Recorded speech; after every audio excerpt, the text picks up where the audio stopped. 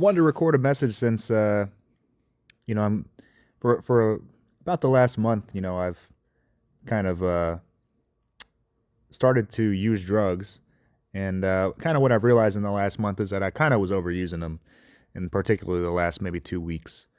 Um, so kind of we're past, I guess, what we'll call the point of breakthrough. Just a guy finally starts talking about his life in an open and honest way, um, as opposed to being a recluse. It's a step in the right direction, I think. But one thing that I've kind of struggled with, not that I've been mostly sober when I recorded these, but I've always felt the pull to use the substances, just to kind of get through the day a little bit. And I said that I'm going to be doing a 3 day fast, and I'm going to continue. But I felt a little bit of the pull of the urge, right? The pull of, not necessarily for food.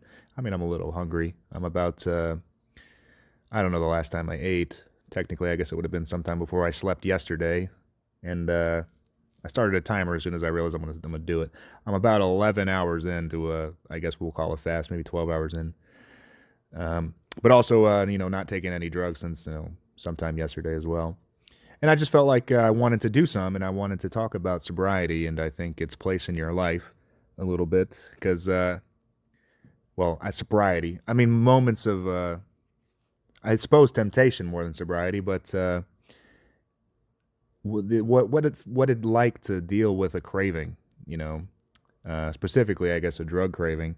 And not that I'm addicted, I'm not withdrawing, like I can't really relate to those stories, and those feelings that people might have, of just physical withdrawal, like the feeling of physical withdrawal, where you're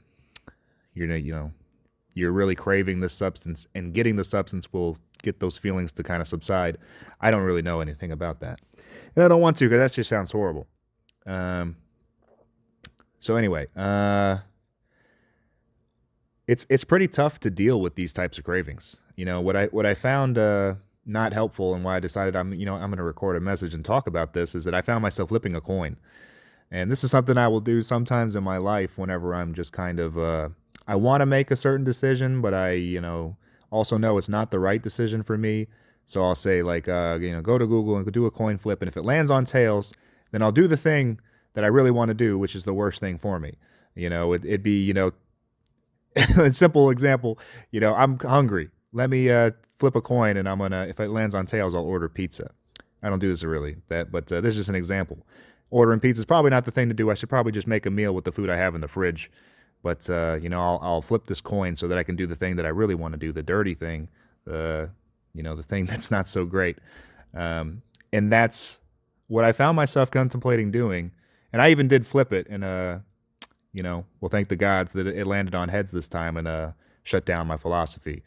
In the past I've cheated. I flipped the coin again until it hit tails. Oh, there it goes. And it's just bullshit. But that's not a way to make real decisions. So don't really rely on that, unless the decisions doesn't matter either way. Um, but yeah, I felt myself kind of struggling with this. I guess just boredom. I'm sitting there watching the film Red Rocket, and it's a pretty entertaining film. And but I suddenly start to feel like, this would be more fun to watch high or something like that. And I kind of felt a little disappointed in myself, because for the most part I am a pretty sober living person, like at least I traditionally have been. Um, and I now am kind of the mindset that you can probably take this stuff, for a evening of fun every once in a while. But I don't think that it's meant to be the only thing that you do with your time. Not at all. So anyway, I'm going to continue to do a couple days sobriety and a couple days fasting, and then whatever, I'll decide what I want to do next. But just wanted to put it out there that you can actually just say no.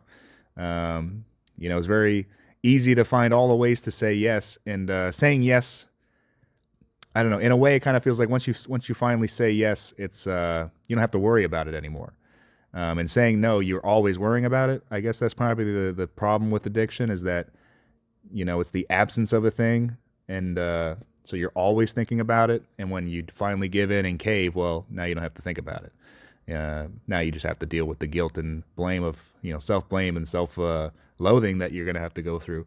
And I guess what I'm saying is that if you can find a better way, take a walk or do something to get into a different mindset. Listen to music. Do something else. Anything else. Read a book. But if you just continue to be in the space where you're dealing with the coin flip, where you're dealing with, the palpability of how much you want to use, just you have to. I think you really just have to train your brain to move on to a different topic.